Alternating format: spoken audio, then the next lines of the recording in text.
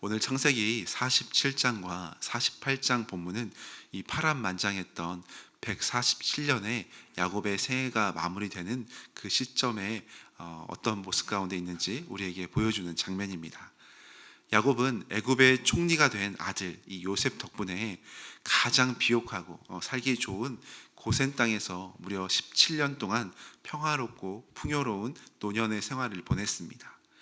요셉의 인생 전체를 통틀어서 아마 이 고센 땅에서 17년 동안 보내는 시간이 가장 안정적이고 평온한 그 시기이지 않았을까 생각할 수 있습니다. 이쯤 되면 애굽의 화려함에 마음을 빼앗길 만도 하고 이곳을 자신의 안식처로 삼고 계속해서 거주하고 싶은 마음이 컸을 수도 있습니다. 그러나 오늘 본문 속 야곱의 시선은 결코 애굽의 이 풍요로운 땅에 머물지 않았습니다.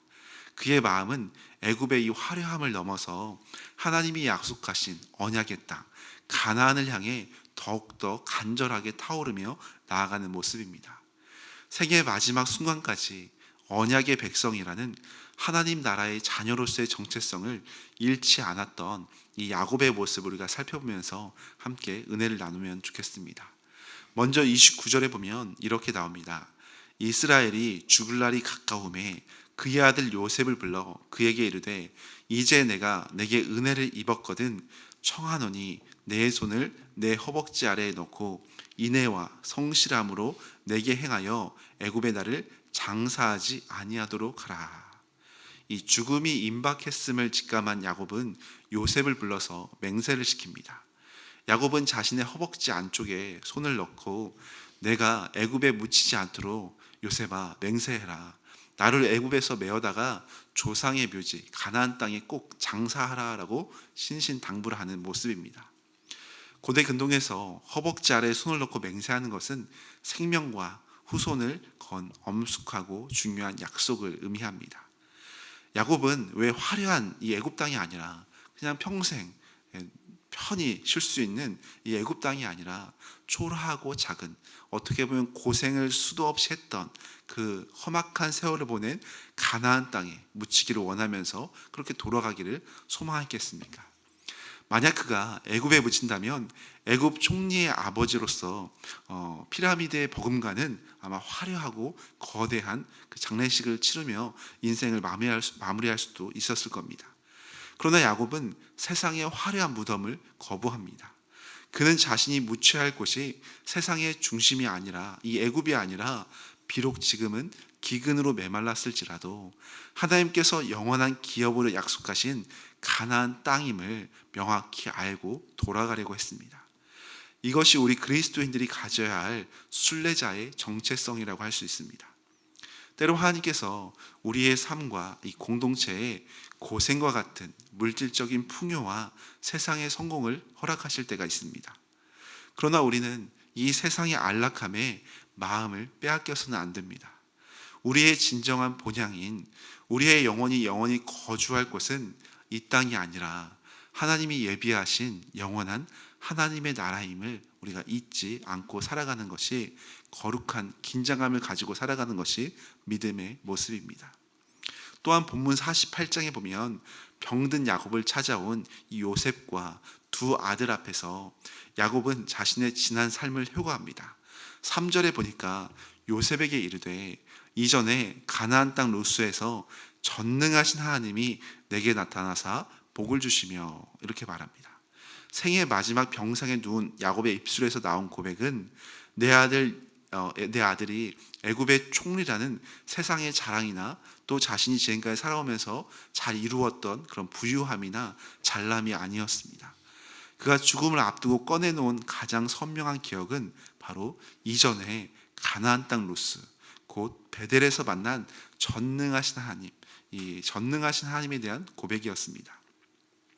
우리도 어르신들이 이제 거의 노년에 이제 임박했을 때 이런 고백들을 하시잖아요. 뭐 아주 옛날에 내가 이런 일이 있었다라는 그런 추억을 회상하는 듯한 그런 고백으로 지금 베델의 이야기를 야곱이 꺼내는 겁니다. 무려 70년 전에 형 에서를 피해 도망치던 가장 외롭고 처절했던 그 밤의 이야기를 하는 겁니다.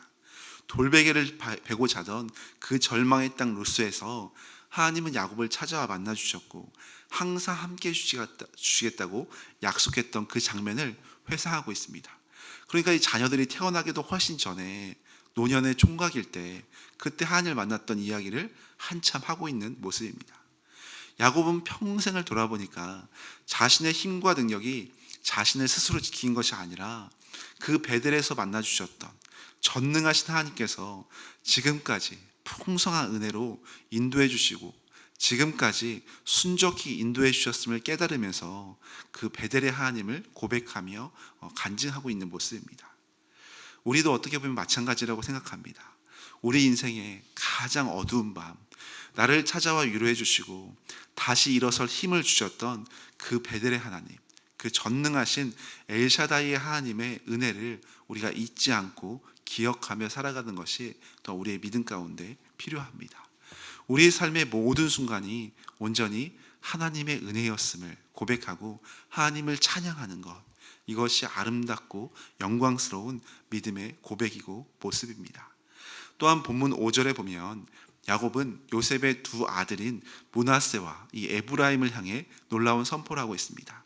5절에 보니까 내가 애굽으로 와서 내게 이르기 전에 애굽에서 내가 낳은 두 아들 에브라임과 므낫세는 내 것이라.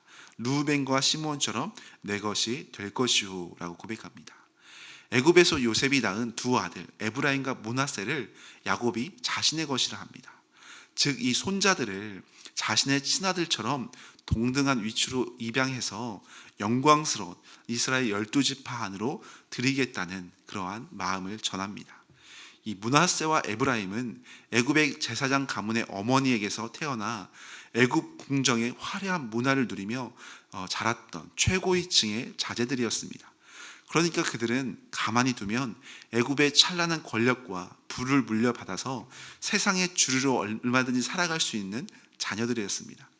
그러나 야곱은 그 자녀들을 애굽의 화려함 속에 내버려 두지 않고 그 자녀들의 손을 잡아 끌어서 겉으로는 초라해 보일지 모르겠지만 영원한 생명이 있는 이스라엘 언약 백성의 자리로 이끌어 가기를 원했습니다. 이 장면은 오늘날 우리에게 주신 사명과도 같다고 할 수 있습니다. 하나님께서 우리에게 맡겨주신 영혼들과 또 사랑하는 자녀들, 그들에게 전해 주어야 할 사명은 바로 세상의 화려한 모습이나 세상이 원하는 성공의 방식이 아니라 하나님께서 우리의 삶을 어떻게 신실하게 인도하셨는지, 어떻게 우리 가운데 역사하셨는지 그 믿음의 이야기를, 살아있는 은혜의 증거들을, 믿음의 간증들을 끊임없이 흘려 보내는 겁니다. 세상의 잠깐의 화려함보다 하나님 나라의 언약 백성으로 살아가는 것이 얼마나 영광스럽고 복된 일인지를, 복음의 은혜 안에서 살아가는 것이 얼마나 기쁜 일인지를 우리가 증거해야 하는 사명이 우리에게 있다는 겁니다. 사랑하는 여러분, 우리는 영원한 본향을 향해 걸어가는 순례자입니다. 우리에게 주어진 삶의 자리가 비록 애굽과 같은 세상에 이 한가운데 놓여 있다 할지라도 우리의 시선은 늘 약속의 땅, 하나님의 나라를 향해 고정되어 있어야 합니다. 내 인생의 베델에서 만나주셨던 그 전능하신 하나님의 첫사랑을 다시 마음에 우리가 새기면서 세상의 화려함에, 이 안락함에 안주하는 것이 아니라 주님이 주신 이 믿음의 간증들을 우리의 가정과 자녀들, 그리고 우리 주변에 있는 영혼들에게 아름답게 흘려보내는 생명의 통로가 모두가 되시기를 소망합니다. 그리하여 죽음 앞에서도 당당히 약속의 땅을 바라보면서 담대하게 나아갔던 야곱처럼 영원한 하나님의 나라를 소망하며 날마다 담대하게 믿음 가운데 승리하는 모든 성도님들 되시기를 간절히 축원합니다. 함께 기도하시겠습니다. 우리 같이 기도할 때 세상의 편안함과 이 물질적인 풍요에 마음의 중심을 빼앗기지 않고 영원한 약속의 땅 하나님의 나라를 바라보며 영적인 순례자로 믿음 가운데 나아갈 수 있는 우리의 삶이 될 수 있도록, 또 우리의 인생 가운데 힘겹고 어려울 때 찾아오셨던 그 전능하신 하나님의 은혜를 기억하면서 이 믿음의 간증들, 이 믿음의 생생한 은혜들을 증거하고 나누고 전하는 복음의 전달자로 우리가 살아갈 수 있도록, 또 우리 교회와 이 나라의 민족과 열방과 선교사님들을 위하여서 또 개인과 가정을 위하여 기도할 때 하나님의 영광이 충만할 수 있도록